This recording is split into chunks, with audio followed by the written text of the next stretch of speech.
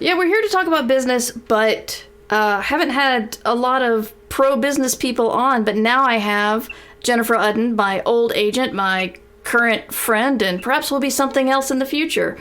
That would be weird, though. So, it is Ditch Diggers season... like we're getting married. Ditch Diggers Season 8, Episode 10. Ditch Diggers appear, and ain't no wannabes here. With some not so nice advice for your writing career. To be clear, no punches will be pulled, but the punch may be spiked. How they like before they get on the mic. To my left, we got the mighty Mer Lafferty. And if I piss her off, believe me, she'll come after me. And her co-host, Matt Evan Wallace, on the right. Yes, she may be half as hype as she can take him in a fight. So settle in, folks, buckle in and boot up. Time to meddle in a way to make you writer shut up. It's hard work, but the perk is that it's fun and exciting. Facebook will still be there when you're done writing. Ditch Diggers!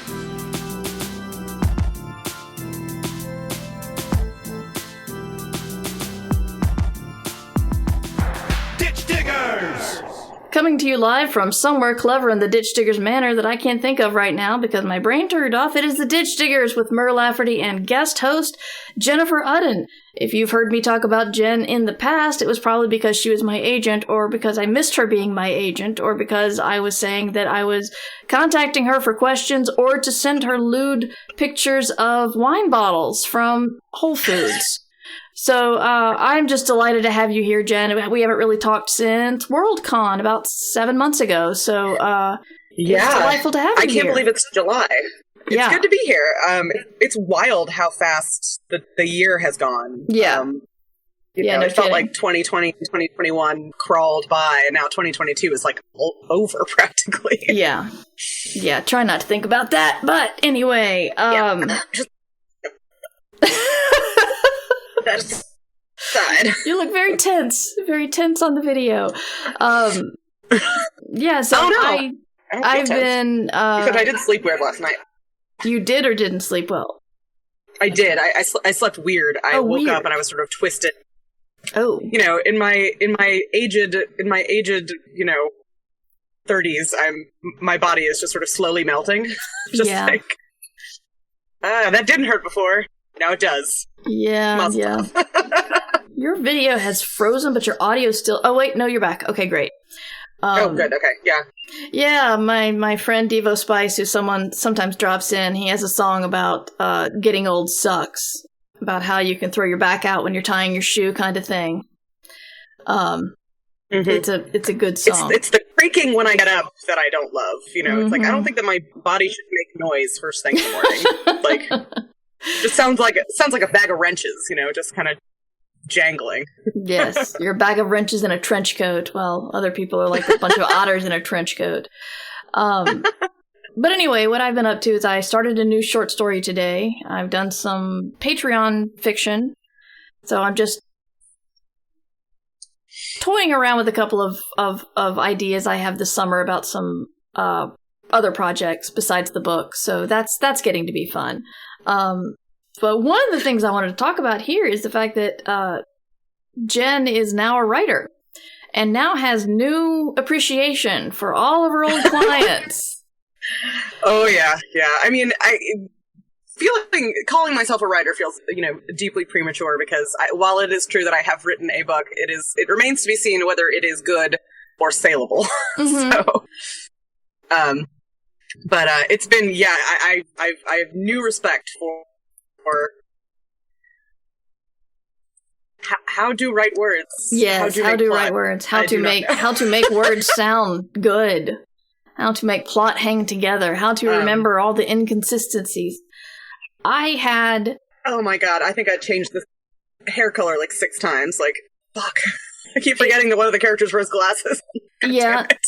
Yeah, I've had I had a problem with, I said X number of murders happened in my character's past. Mm-hmm. And I would mention like, oh, well, this one happened at this basketball game with this ex-boyfriend, and this one happened at this in this church, and somehow I just kind of threw them in there. And now my publisher's saying they need to be properly in chronological order and the right number. I mean, you're like, chronology is for chumps. I know. What's the point? No one's gonna care. I cared. I think I texted you a couple of months ago when I was finishing up the draft, where I was just like, how have you written more than one mystery? Because I have written one, and it makes me want to claw my own eyes out. I'm like, I know who did it. I just don't know how. Yeah. I'm that idiot, like, reading a mystery novel where I'm, like, completely gobsmacked by the end every single time. Like, that person did it? Like, so having a mystery element in this book was, like, truly clowning myself. It's hard. That's why I've been, like, I just watch a lot of murder shows and I read a lot of old murder mysteries. I don't do the psychological thriller thing yet. But it's more of, but I really like, Midsummer Murders because they have the weirdest shit and they play it 100% straight. Like, I mean, I was watching the episode the other day where there was like the chess murders and there's a dude like wandering the woods with like a giant like chess piece head on, and everyone's just like, yes, a totally normal way to murder someone. Yeah, like, a totally chill and average thing to happen in this extremely cursed county. We just watched the one where the guy gets mashed between two very large pallets of relish, of old chutney or relish or something. Plumber's Relish. That's a good one. It's an early one. Yeah. I mean, I feel like the ones to show people as like quintessential Midsummer episodes are the theater one in season 1, mm-hmm.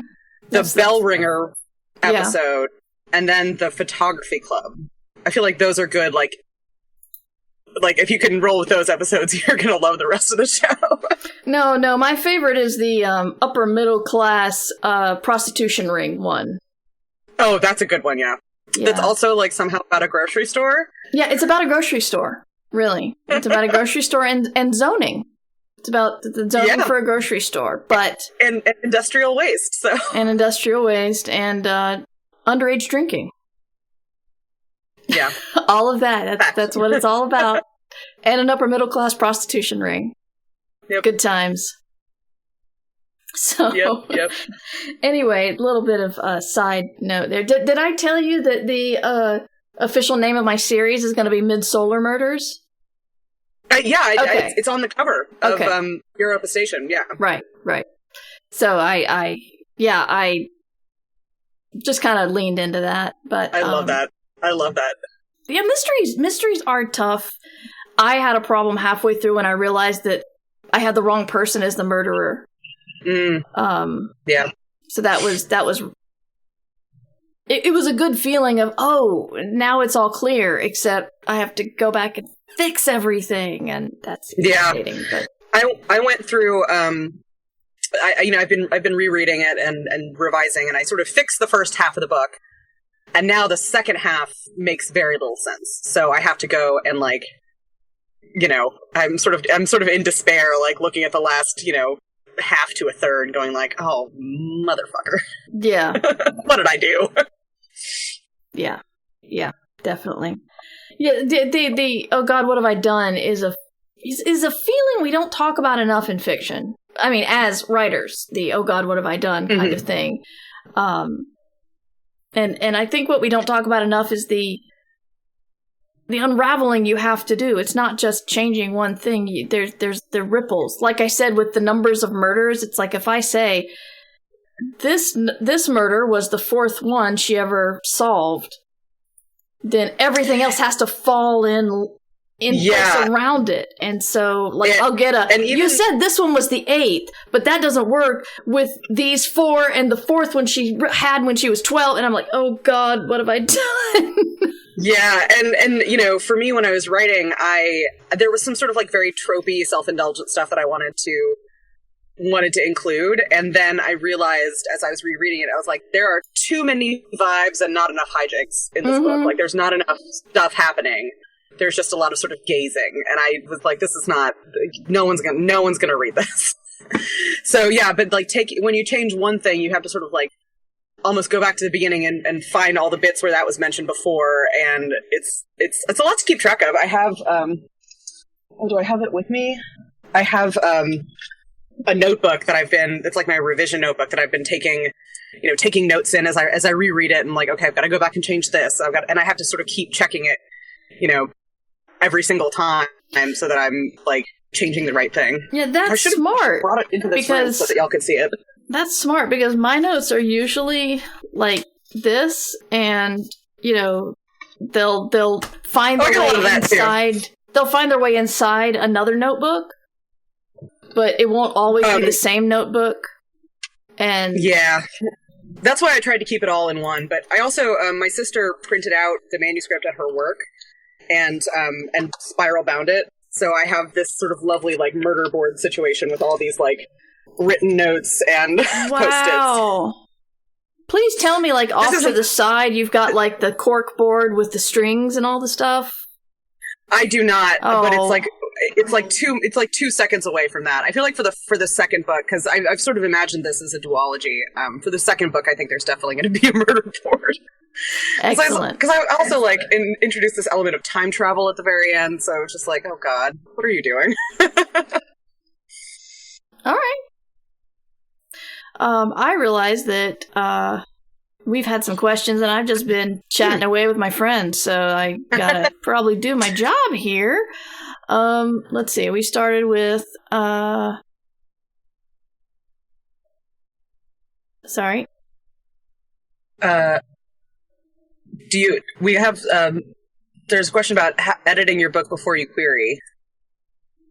Right. From Meerkat? Yes. Do you recommend authors have their book edited before sending it off to the query trenches? And I'm assuming you mean like a freelance editor that you pay. There's not really an expectation. It's funny. I did work as a freelance editor for a year, like basically a year in between leaving agenting, and then I worked briefly for a comic book company last year and this year.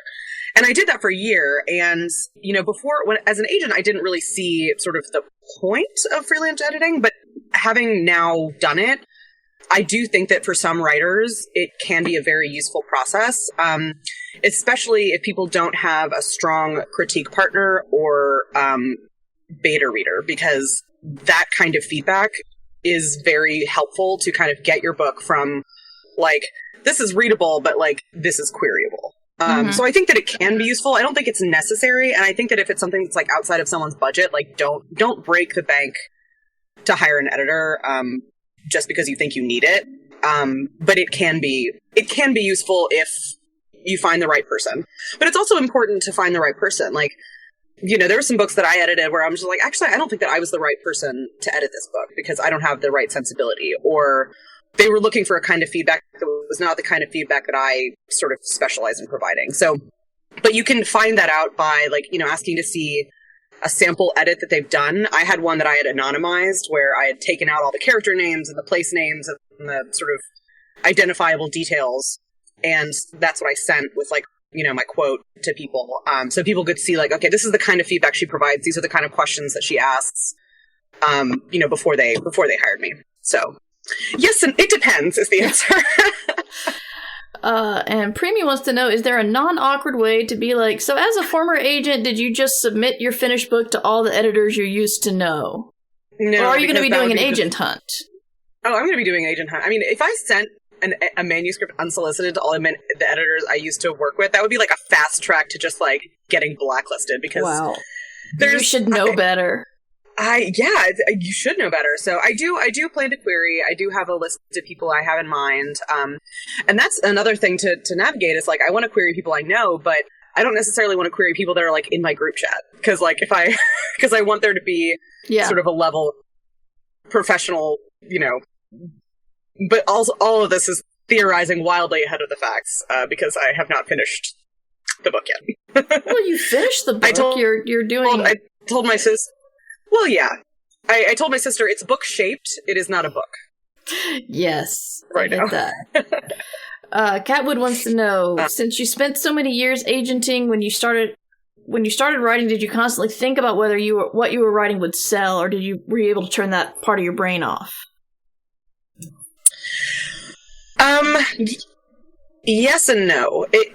it was really important for me when I was finishing the draft. And actually, it's a funny story about how I finished the first draft, which I can tell in a second. I had to sort of tell myself, like, this isn't going anywhere. I had to say, like, you're doing this for fun. Like, this is just, you're getting words on the paper. These words have no value other than that they exist. Don't think about whether this is marketable or not. Because I think that I think one of the reasons that revision has been so hard is that now I am thinking about, okay, what is, is this tension, is the tension building enough? Is someone going to be, like, drawn into this? Is this going to catch an agent's eye? Now I am thinking about those things, and it's sort of got me in my head a little bit about, the words that I'm now making. But it was important for the first draft that I had to just, like, zoom through and just, like, get it done. Because I felt like if I didn't, I was never going to, if that makes sense. Oh, yeah, all the sense. Definitely. Because it really, like, one of the things, I feel, this is sort of like an old-fashioned idea at this point, but one of the reasons I got back into writing is because I did write, like, fiction, like, for myself in college, and then when I started agenting, I stopped because I felt very strongly for myself that, if you're writing in a genre that you plan, like, that your clients are publishing into, like, I do have an advantage because I do know all the players. I do know what people are looking for, even though I haven't been in the business in a year and a half, like, I still have that knowledge. And so I just felt crazy for even thinking about writing because it had been sort of, like, verboten. It was just like, no, don't do it. And, like, obviously that's old fashioned. Like, a lot of agents are writers, and, like, it's less of a taboo now, but I really kind of had to give myself permission, like, okay, you haven't done this in 10 years. It's gonna suck. Like, just go for it. And, why not? So.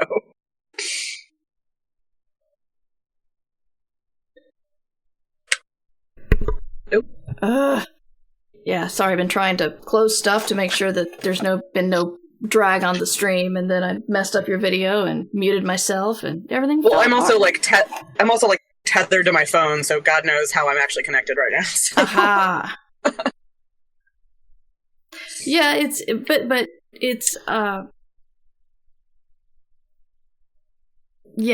the mindset to be a writer has got to be rough. I mean, I feel like most people have a problem giving themselves permission to write, and now you're you even have a different kind of roadblock there. That's interesting. Well, and it's sort of, I have all the voices in my head that are, because I saw people on Twitter being, dicks about people writing, like, oh, so-and-so has connections. Like, of course they got a book published. Like, and I had to sort of say, like, there's always going to be someone who doesn't like, what you're doing. So, do you want to pay attention to those voices, or do you want to pay attention to voices that, like, build you up? Right. And I think that the nice thing, too, is that, like, when I started sort of, like, dipping my toe into telling, like, you and, like, my other former clients, like, everyone's been so supportive, and no one's been like, really?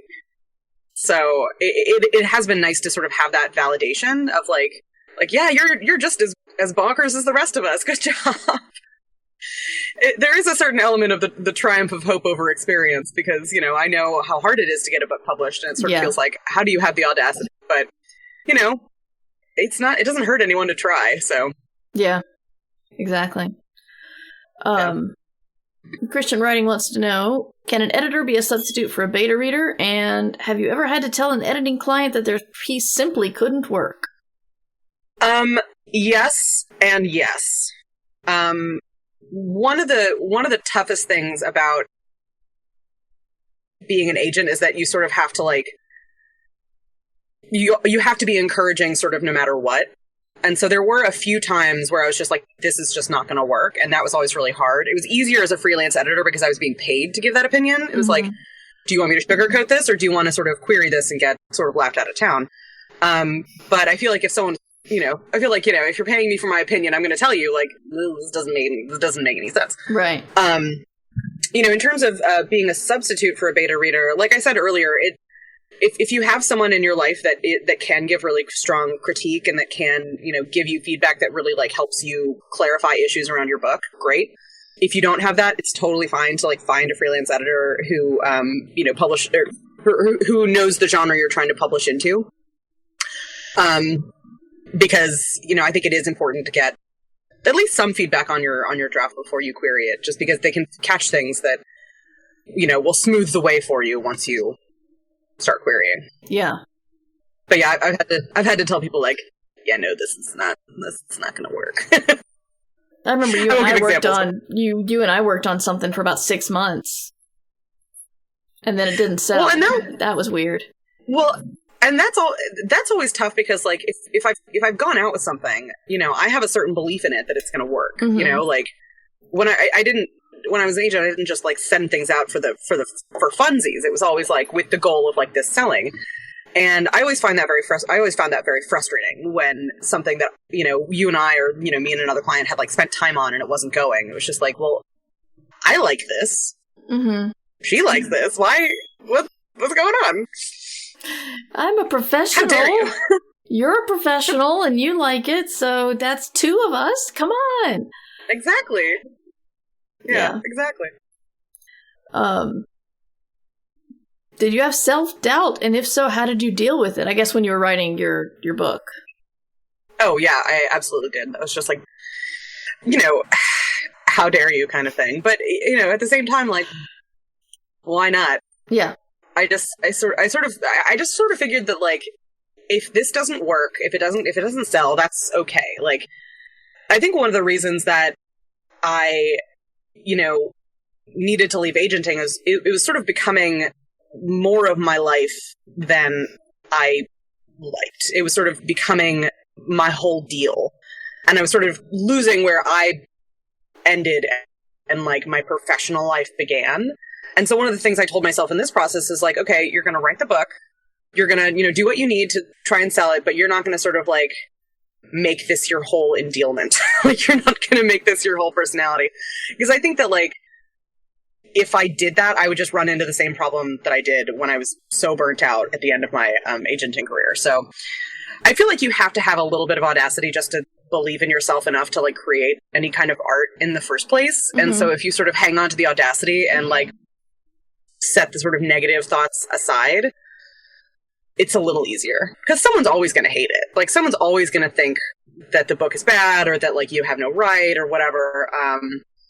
But yeah, I've been talking about the bell curve lately, that the more people you have read and the more people who love your book, the more people will hate it because it's the whole bell curve thing. Oh, yeah. And that's something you have to get ready for. Yeah. I mean, and the hope is that I'll be able to have, a career, like my clients have had where they, sort of steadily build and like, be able to have, these books and these audiences that keep growing. But I also am very aware that like, it might not happen at all. Like it might not sell or it might sell and then land like a pond, like a rock in a pond and just sink slowly to unconsciousness. I hope that doesn't happen, but I've been saying, there's this phrase that I heard about, people who get remarried after getting divorced. It's the triumph of hope over experience. And I feel like that's sort of where I'm at right now. I don't know. Everybody I know who's had on their second marriage is just like, I know what not to do now. Yeah. Well, and I'm at the age where like, dating, I'm sort of now in the second wave of like, okay, guys who are like getting divorced or who have, just, their first long relationship is now ended. And I'm like, all right, the training wheels are off. This is the real deal. Jen is the 10 speed. Be ready. Yeah. Dating in New York is horrible, though. I don't recommend it as like... dating in New York during COVID has got to be even worse. Well, it's better now that there's like outdoor dining everywhere and like, it's not like, oh, we're going to have a FaceTime date. Like, you can actually, go places now. And it's summer, so, like, the parks and stuff are beautiful, but... Yeah. We don't have to talk about my love life or lack thereof. That's not what... No, we don't. I'm more thinking I'm really hoping I can go to New York in October. My publisher's toying... The book comes out on the 4th, And right after that is Comic-Con. And so they're kind of... It's not official yet. They haven't actually said, but I'm hoping they're going to send me to Comic-Con. So I may that'd be cool. in town. Which means we could, like, see each other. Hang out in person. Mm-hmm. That would be so good. I like that. Because we did see each other at Worldcon, and we might see each other in Chicago yes. for Worldcon. But, I'm going to be bar-conning it because I do not have an expense account anymore. So, yeah. And bar-conning only for yourself. Yeah, that's true. Yeah. Although, so I said that the way I finished my manuscript was like a fun story. So if it's okay, I'll tell that. Please. Basically, I left the comic book company in March. They had layoffs, so it wasn't really like a big deal. I had only been there for like 3 months. But I was talking with Maurice Broaddus one night, and we were sort of both bitching about our unfinished manuscripts, because I had like 28,000 words of this thing written and that I had told him about in December. And he had his first draft, or his book was due to his publisher on April 2nd or something. And so we basically bet each other that, you know, whoever finished their manuscript first, the other one had to buy them drinks one night at Worldcon. And I am very cheap now because I don't have an expense account. So I wrote 53,000 words in about 18 days. Wow. I now have to use this lovely, charming, ergonomic keyboard because my wrists hurt so much. Oh no. Yes, I have one of those. I probably have that one. And so that got me a completed draft of, and the vertical mouse, game changer. But yeah, so we basically bet one another that he finished his, you know, basically on time, but I finished first, so I won. But yeah, that's how I finished the first draft, and it was just like, you know, I had a few like 8,000 word days where I was just like, what is happening right now? And then I had to get the because the you don't want situation. You didn't want to buy Maurice. But I forget why I started to tell that story. But I think you just want to talk about how you finished your book. But we can all have. I mean, I probably. Yeah, I was very proud. Yeah, well, we all have like incentives. There are lots of incentives, rewards, bets. Yeah, I don't talk about that enough. There are bets you can have with other people. Clearly, have you haven't cashed in on that yet, since that was just a couple of months ago, right? Yeah, I mean, we're both planning to be at Worldcon, so that's, I think, when it's going to come due. Okay. How can I get Maurice to buy me drinks? I'll have to ask him. Wonder if he's online. I don't think you probably have to ask that hard. He's a generous guy. That's true. A generous guy. Yes, that's Maurice Broaddus. Excellent writer. Excellent person. Check him out. So if you have more questions in the chat for Jen, please let me know. How do you see... I guess he's not teaching. It's summer. Oh, true. Yes, he's... What's your opinion on all the stuff going on in publishing right now? All the burnout and all the assistance and all the supply chain, all the shit. Just all the shit. Are we having some lag? I think we are. Can you hear me now, Jen? Oh, man, there's so many things. I mean... Oh, can you hear me? Can hear you now. Okay, good. All right. I mean, I think it's absolutely expected. And the publishers who were like, no one could have anticipated people being so fucking stressed out after a global pandemic are just, you know, greedy assholes. I mean, when you have companies making millions of dollars and CEOs making millions of dollars, and then you can't be bothered to pay an assistant more than, you know, $40,000, which is like not that much of an improvement from when I started 10 years ago.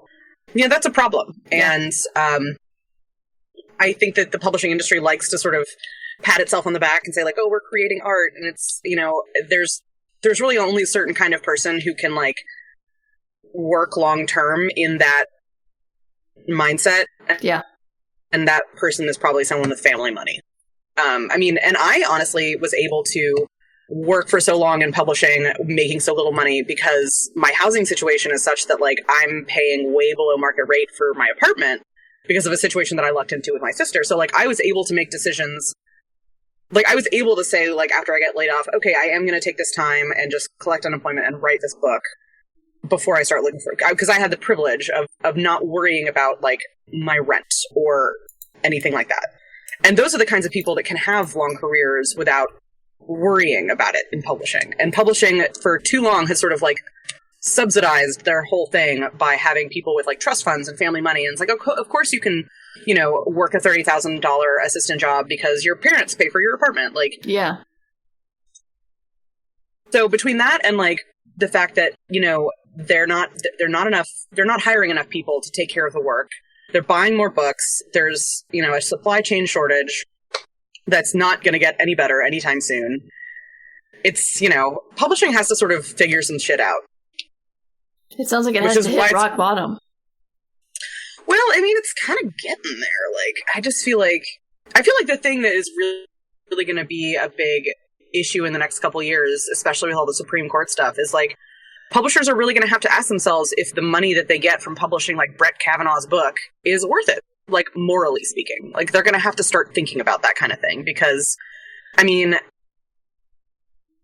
people are like, okay, well, do I want to work for this company that like produces like books that I like, but also publishes Amy Coney Barrett's nonsense, you know, like, and people are just not going to take those jobs because also like they're not paying enough. So yeah. Oh, good. Don't pay me or maybe to that's publish crap from somebody I abhor. Awesome. Yeah, exactly. So, I mean, and then you have like wild shit happening. Like, I don't know if you were paying attention to the Macmillan outage last week. Oh, yeah. When Russian hackers essentially crashed Macmillan's network because they didn't like an anti-Putin book that was published by like Holtzbrinck, Germany. Yeah. all my friends who work at Tor were just like, I can't send anyone email. I can't access any of my files. This is terrible. Oh my god. And just problems that like you couldn't have even anticipated 5 years ago, or now just like, oh yeah, this is just a thing we have to deal with now. So, and I'm sure you had a lot of executives who, I remember some of the assistants who quit. One of the problems was, you are now requiring me to do tech support for stuff you can't be bothered to learn. Yeah. And so I'm sure that when that shit went down, these executives are just like, what's going on? I don't know. What's happening? Yeah. Do you worry that publishing will become more conservative, given the stuff happening with Maya Kobabe's book in Virginia? I haven't heard about that particular situation, mostly because I stay away from Twitter now because it's a terrible place. Yeah. But, I mean, is that like a banning situation? Do you know? Yeah, I believe that is a banning situation, gay books, being able to, I think it's local, basically giving local governments the power to ban books on a larger level than just libraries. I believe that's it. I also have been trying to do some self-care and... Yeah. I don't necessarily know that publishing will become more conservative. I mean, it's already a fundamentally conservative industry, I think, in a lot of ways. There's not a lot of innovation happening. Graphic memoir about a trans person is being hit with obscenity lawsuits. Great, cool, love that for us. Yeah.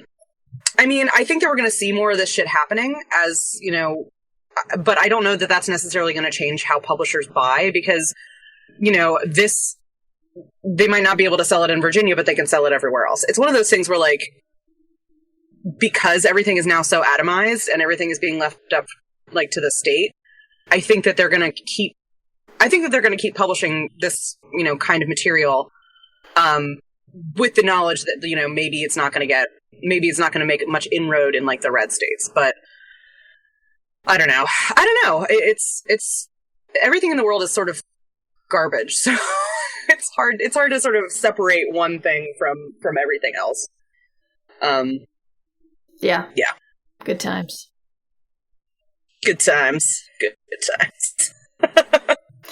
I feel like I was telling my husband, I feel like I want to have a part of my show be about good news. Granted, I should be writing does cover good news, but that's good news from the audience level. I wanted to like figure out how I could give good news, and then I'm like, I don't know where there's good news, so I don't know if I can present that to people. I know it's hard. I mean, I'm sort of in an everyday above ground like place where I'm just like, you just gotta keep kind of doing your thing and keep working and change what you can, and that's sort of gotta keep going. I watch a lot of TV, but I've gotten very escapist.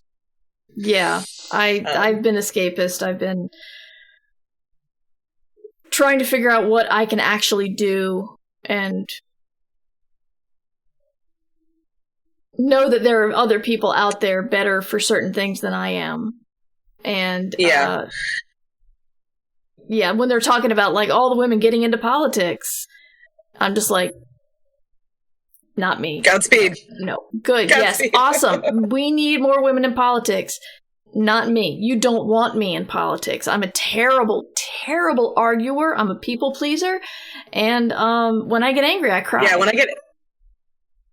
Oh, same. I was going to say, like, when I get angry, I just burst into tears. Yeah. So it it's makes like... for a really fun time on the debate team in high school. Yeah, exactly. You don't want me. And I have to think, like... There's a place for people like me, and it's not on the front lines in politics, and it's not in debate, and it's not. So I'm trying to think about what I do well, and I try to entertain people, and I try to bring hope to people in following a creative dream, and that's what I try to do well. That's valuable. Yeah. It's, these days I'm sort of all about the little things. Like, I've become I'm a plant person now. I have a lot of plants in my apartment. Oh, I've got a link to send you when we're off. Oh, excellent. I find that sort of cultivating the small pleasures in life are kind of keeping me going. And also, like, one of the things that I've gotten really into in the last couple years is sort of just expanding the reach of the kind of media I consume. Like, one of the things I've been trying to do this year is sort of not read books by white people. Mm-hmm. And so I've actually been reading a lot of stuff in translation, which has been really, really interesting to sort of like, because it's not that it's like super different, it's just that it's a different sort of sensibility in fiction, and it's been really, really fun because I feel like my horizons are sort of expanding a little bit. And so like I'm watching a lot of stuff that's like in another language or that I need subtitles for. And I find that like it can be very easy to sort of like stay in like your lane of like stuff that you watch or read or consume. Yeah. And if you sort of like try other lanes, it's like, oh, well, this, I'm expanding my view of the world. Like I'm aware of more than what's going on like in my area. Yeah. Going back to mysteries, my husband has discovered like the I forget what it's called. He could tell me.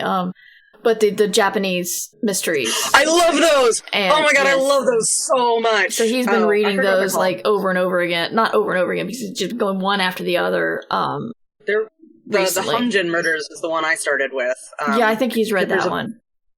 Yeah, because I forget what the press is, but they're putting out a lot of these sort of classic locked room mysteries from Japan from like the 50s. They're so good. Yeah. Yeah, I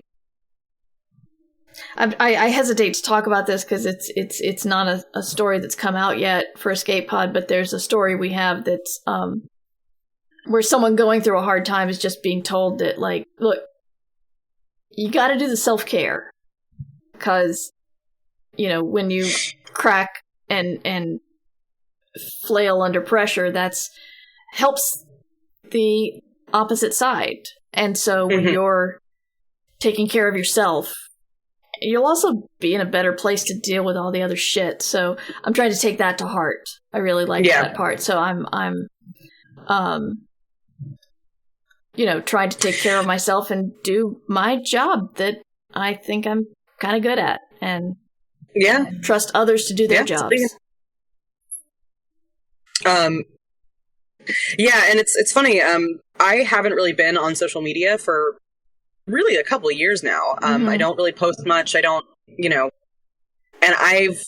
I think that I'm better off for it because I think that there's so much, you can open yourself up so much, and that's not always a good thing, because then people sort of have access to you, and if they don't have access to you, then they can't sort of like fuck up your life.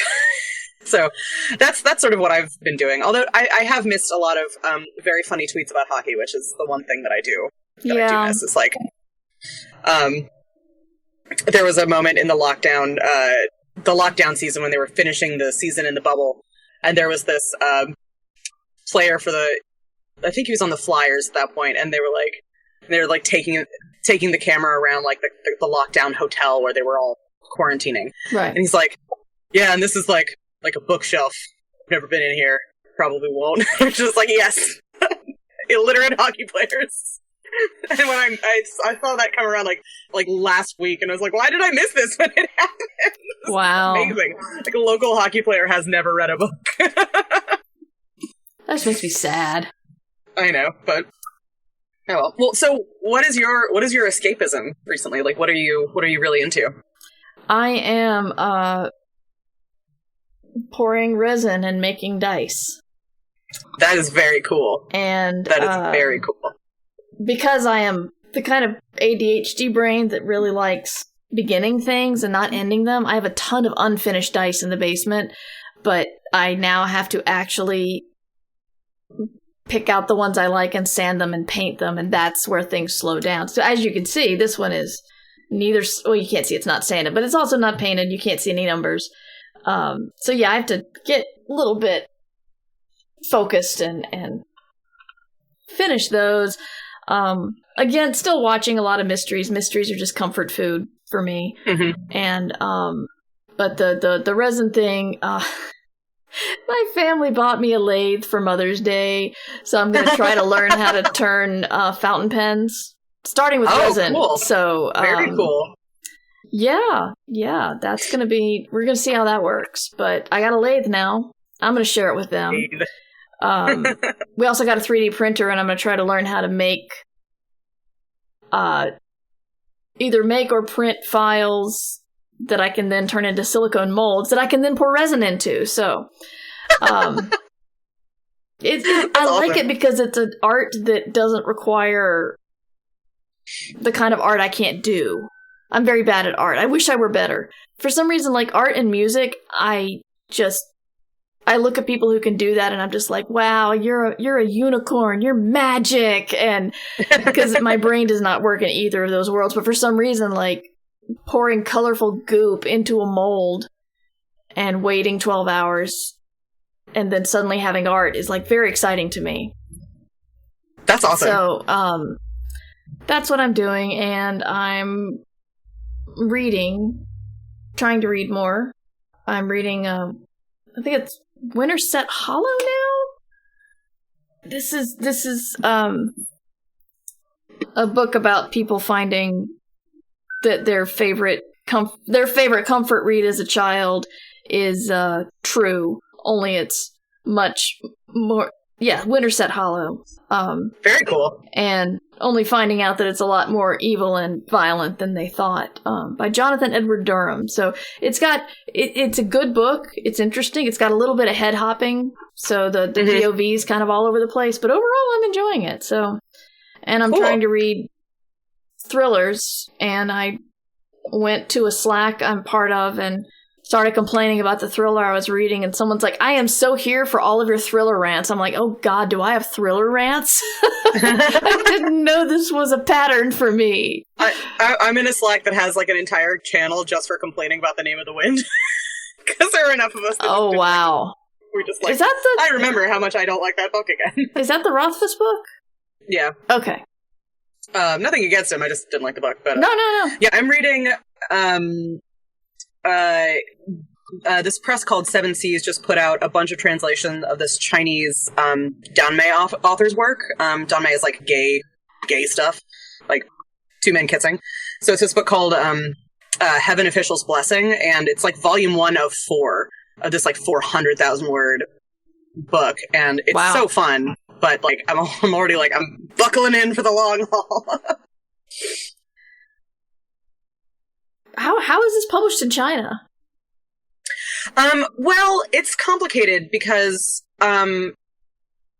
laws have changed over time, like, of what kind of content you can, publish. It's not necessarily, it was a web novel originally, and, you'd have to pay to read it. You could only read it if you were over, like, 21. And it's so long, in part because there's an element of, like, you get paid by the word. So, the more you write, the more people have to pay to subscribe to the book.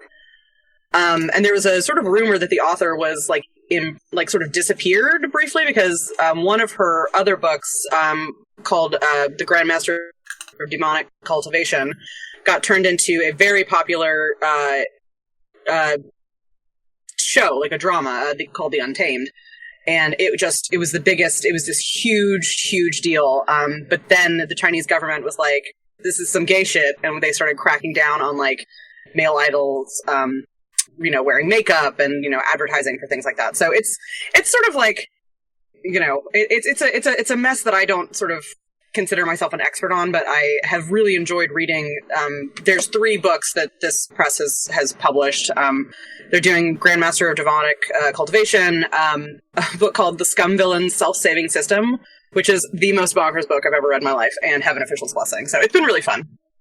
Oh, and someone's reading it in the chat. Yeah. Yeah, Jess. Good job. And apparently they're super popular at the library. Yeah. Seven Seas is sort of a chop shop. They do things fast and cheap, and their translators are currently trying to unionize. So, I don't think that they paid over much for these rights, but they're fun reads. Right. And I play video games still.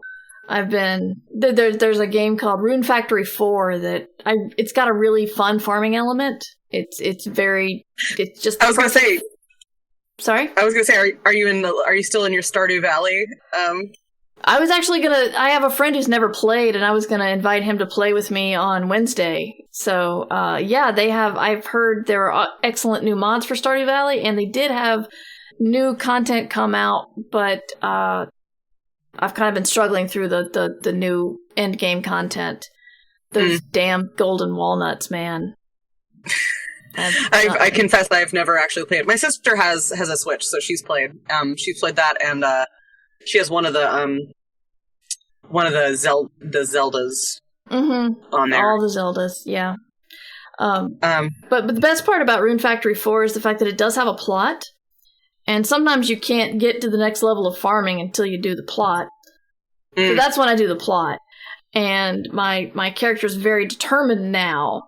And we know the next thing we have to do in the plot, so every time I go to the airship, which is supposed to take me to my little farming plots, she's like, let's go to this Sex Empire. That's SECH. And let's go to the Sex Empire. And I'm like, yeah, let's go check out the winter field where the winter crops are growing. And every time, she's just like, let's go. I'm like, yeah, we're going to check on the carrots. And I really, think she'd probably hate me because she really wants to, continue the plot and care about this dragon. And you're like, but the husbandry. I know. I mean, I'm about to grow a giant carrot, and that's the most important thing to me right now. So legit. Yeah. Legit. Yeah. I feel like I don't really have a ton of like hobbies. I read, I listen to music, I do the Peloton, which you can see over my shoulder, but I don't have a lot of sort of like, I don't play video games really. I did embroidery for a while, but I just lost patience with it. I feel like my hobby is like collecting trivia about like brief hyperfixation. So like I got very into BTS last year, so I learned a lot about those little kids. And getting into these like Korean shows and Korean dramas, and now I started watching some Thai shows, which are really interesting.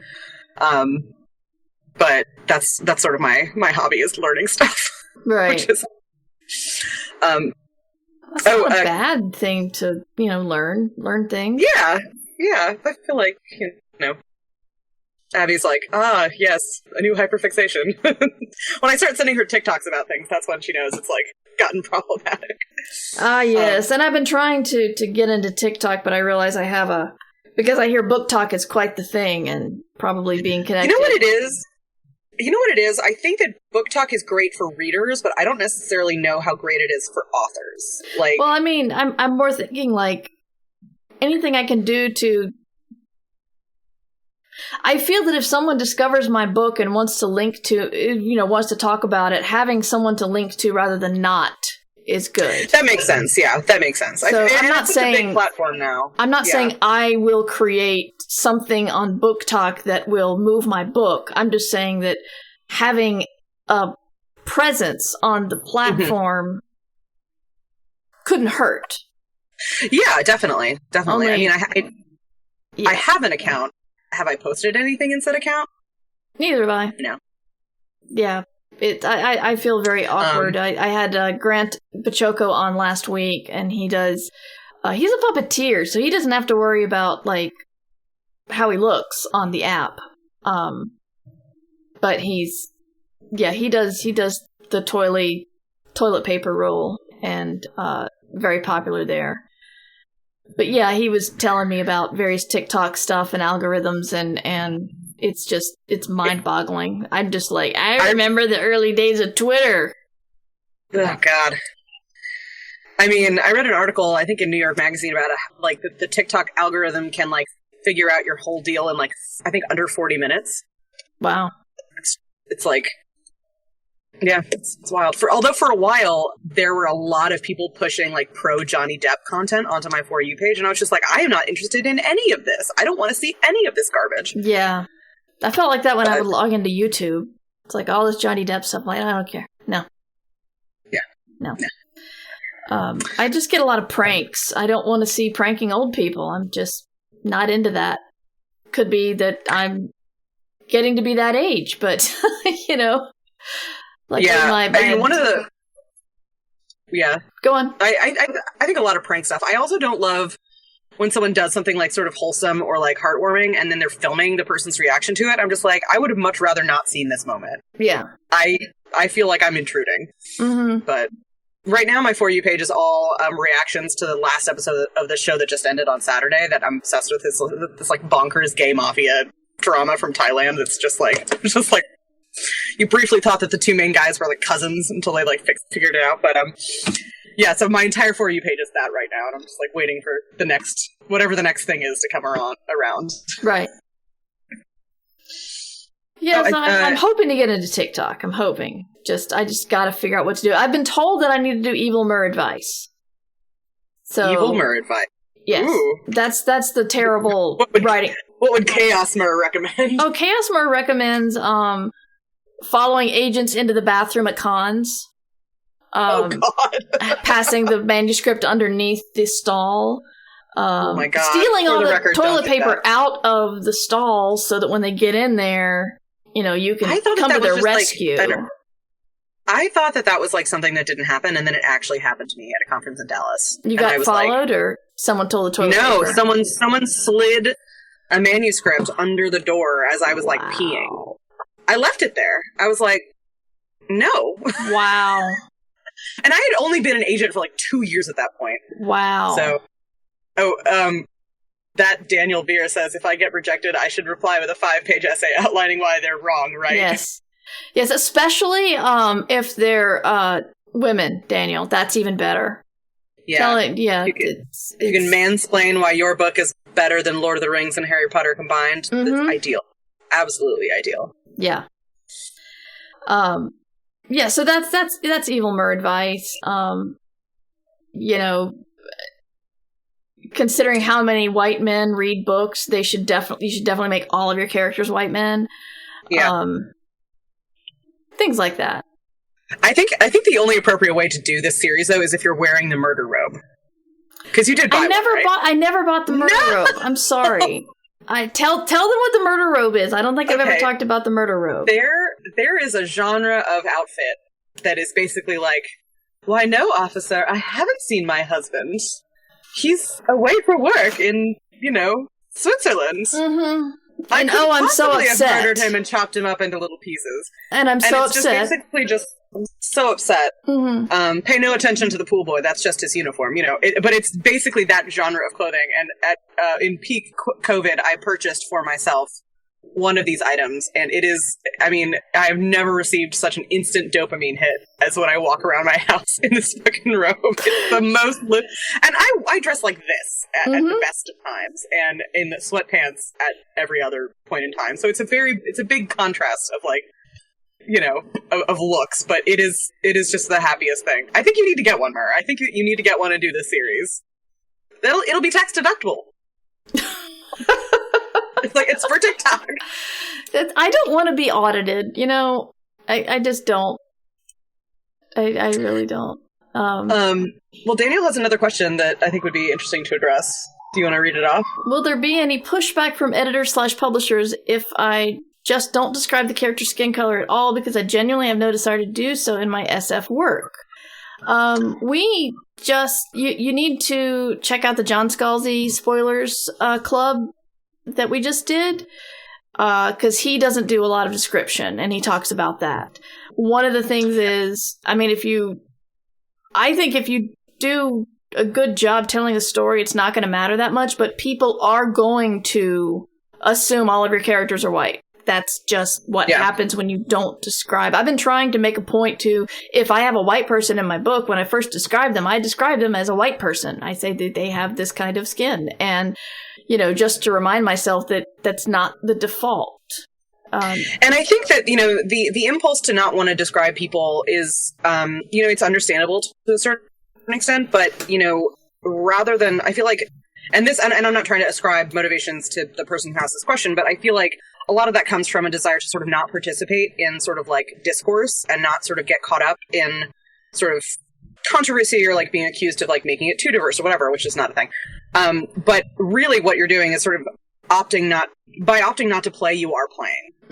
So I think that, you know, you might very well get pushback. I mean, it's not necessarily a deal breaker, but you're going to get pushback and you're going to get questions, and people will assume that the characters are white because that is, you know, we live in a society where whiteness is considered to be the cultural default. That's not great, but that's sort of like what we're working with. So just be aware that is something that is going to happen. Yeah. So, yeah, I mean, it's sort of, and you know, he brings up Ged from Earthsea, but like also like with Rue from Hunger Games, where everyone was like shocked and appalled that like, and she's like described as having brown skin in the book. So, you know, people are going to make their own assumptions, and you know, there's other ways that you can kind of signal, you know, physical description, you know, hair texture, you know, skin tone, if not skin color. Like there's things you can do that will also, you know, give the reader sort of a mind's eye that aren't necessarily color, but you know, something to think about. Yeah. Yeah. You know, it's sort of tempting to be like, oh, well, you know, there's no way I can do it right. It's like, well, that is sort of true in a sense, but there's always ways to kind of, I'm trying to figure out like if that is something that is if that is something that should, you know, change, or if that should stay. I mean, right now I think with the world building that I've set up, it's sort of like sort of white on white colonialism, so it's sort of like Wales and England and that kind of thing. So right now I think it works, but I do want to think about that as I've been doing this revision. I've been thinking about it a lot of like, you know, do I need more characters of color? Do I need, you know, X, Y, and Z? Because I think that it's a valid criticism to bring to a book if like everyone is the same color. It's sort of like, yeah, this is a little flat. Yeah, Shard says, I was hoping to leave it open-ended so more people could feel connected to the character. Sad it might not be taken that way. Yeah, I mean, that's the problem. That's one way of thinking about it, but also, I mean, the way that I think about it is that the more specific something is, the more universal it becomes. Like, by hoping to be all things to everybody, you end up being nothing to anyone. You know, it ends up being nothing to no one. Because it's just so general, and like not necessarily that's the case for you know, your book, like, but this is just something that I always thought, because when I'm reading a book, even if someone looks different from me, like as long as their inner life is relatable and I can sort of get on board with their emotional journey, I feel those feelings. Like, I feel connected to that character, even if they don't look like me, even if we've had different experiences. Yeah. And also, like, at the end of the day, like, you know, especially people who write fantasy and science fiction, like, none of these experiences are going to be, like, relatable to the average reader, because very few of us have been to space. Right. So the more specific you can make someone's inner life and someone's character, I think that actually does help people relate to them more, because they're, like, they see them as a person and not just sort of like a construct. But that's me. That's, you know. Yeah. Christian Writing says, I think Channa Porter's The Seep did a good job of turning ethnicity description on its ear, because one of the characters is revealed to have assumed the face of their dead lover, who was of a different race. Preemie says, yes, as a BIPOC, I regret that if the character isn't described, I always assume white. I would guess that both white and non-white people assume white. Yeah, that's the problem.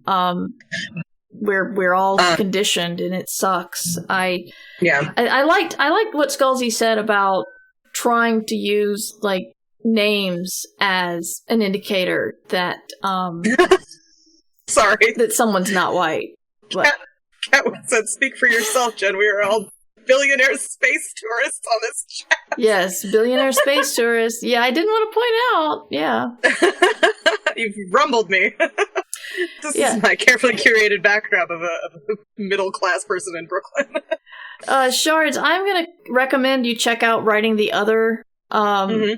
Check it, because they have a couple that, I don't know if they have articles or actual classes, but they do address this, the worry about appropriation if you get too specific in your stories. I think in general, you want to think about, do you want to tell a story about a lower class black kid in New York dealing with racism, and you're not any of those things?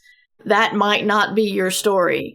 If you want to tell a story about someone who's not your race and not your gender having an adventure in space that doesn't actually have to deal with that specific type of story, that's different. Yeah. So when you're dealing with the problems certain marginalized groups have, that's probably not your story to tell. Yeah. Go ahead, Jen. I was thinking about this. I mean, are we okay with moderate spoilers for Stranger Things? Is that something that, is this a spoiler-free place? I think with enough warning, we can say yes. You can pause this or fast forward a couple of minutes if you're listening later. If you're listening now, then just mute us, and we'll wave when we're done if we remember. It's not a huge, I don't think it's a huge spoiler, but someone pointed out that in the latest season of Stranger Things, all of the white characters, like the things that they face, are sort of these, like, are from, like, the other world. They're sort of these otherworldly creatures. Whereas Lucas and Erica, the two black characters, they face, like, a white racist. Like, it's like a real, and I was just like, yeah, like, why do the two black characters, everyone else gets to fight the monsters, and they have to fight, like, this dude. Yeah. But, I mean, it's one of those things where, like, I feel like it's, you know, there's no one answer, there's no one neat trick to sort of, like, make sure your book is going to be completely free of, like, problematic elements. But it's a conversation. It's a conversation, and it's a process. And I think that it's sort of like, the more open I think you can be, like, with the way you think about it, I think the better the outcome is my opinion. Yeah. But yeah.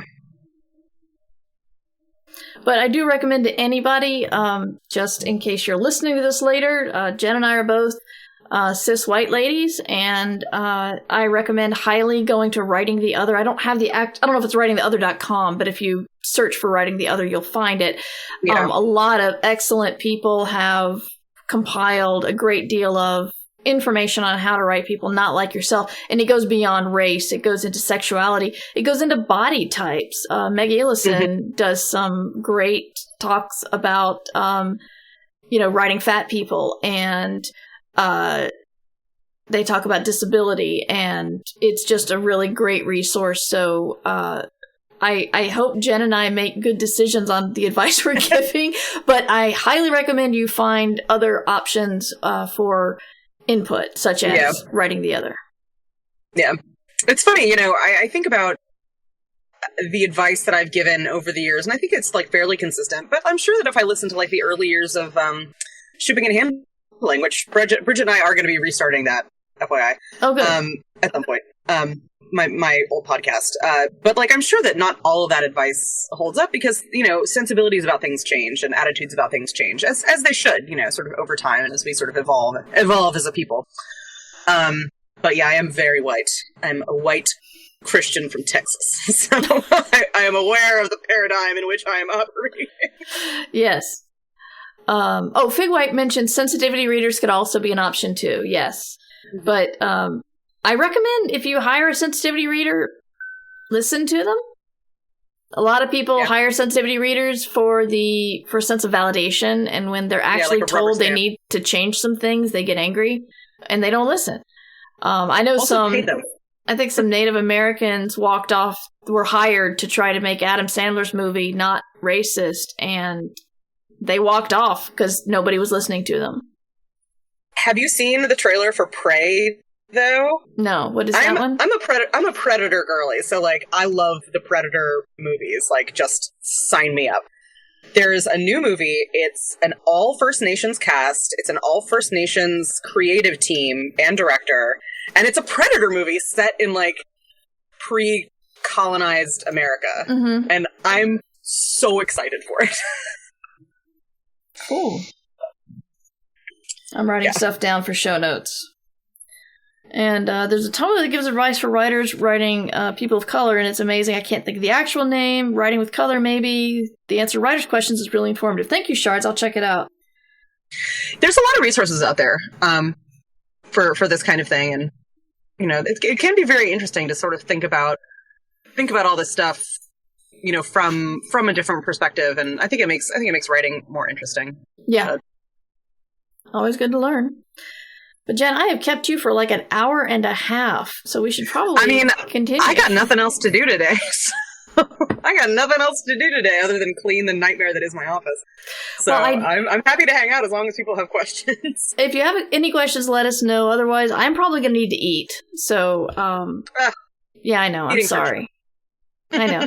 It's a bad idea we chose this time because Matt's on the West Coast and he needed to stream before he started work. So that's why it's noon, and I'm always, like, at 2 o'clock, I'm wondering, like, why I'm exhausted and famished, because I just streamed and talked constantly through my lunch hour. I know, all I've had today is iced coffee, so that was mistake number one.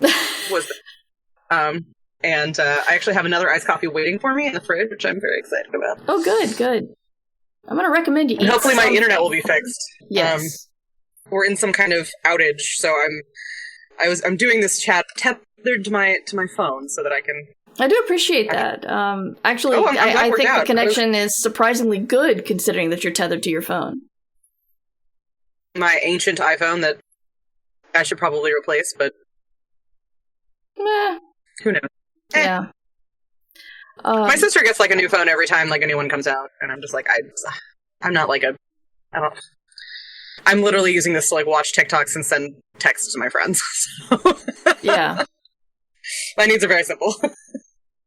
We're going to have these things in the show notes. Jen, what would you like us to promote of yours these days? You want to bring the link to Shipping and Handling? I got nothing, honestly. Shipping and Handling, the archives are still up. It's still available to listen to. My podcast that I ran with Bridget Smith for many, many years. And like I said, we're starting it up again. We're kind of excited to do it from the perspective of like an agent and someone who is now like trying to write. So it's going to be like a fun juxtaposition, but that's still available to listen to. I'm going to be restarting my newsletter at some point, but if you want to read the backlog of that, it's called A Faster No. It's on Substack. And yeah, that's pretty much it. Buy Mur's book. Yes, Jen did sell Buy all it. of her books. Yes, and I am at Murverse.com is how you can find everything from Ditch Diggers to I Should Be Writing to Station Eternity to Escape Pod, all the crap I do. I do a lot of crap. This is fun. The Mer Cinematic Universe. This is fun. I took a month off because I was burned out from writing and streaming and podcasting. And I got an email today from someone who says, it looks like you haven't podcasted in a long time. Are you interested in selling your podcast? Like, I took a month off, asshole. A month. That was it. You're and like, I said so. If you'd like gone back a little ways, you would have seen. Because I don't blog anymore, so the only thing on my blog is the most recent podcast. So all you had to do was scroll a little bit. But, yeah. Jen, I went on a hiatus for my... Yes. Oh, you're so welcome. This was lovely. Tell me about the hiatus. Oh, no, it was just, I went on a hiatus for Christmas and then never went back for my newsletter, so I'm sure people think I'm dead. But there's a lot going on. There is. But thank you so much for having me. This was a lot of fun. Yes, it's been too long. I should have you back soon. Good luck with your book. Yeah. Thanks. Good luck with your book and the editing. Sure. Send it away.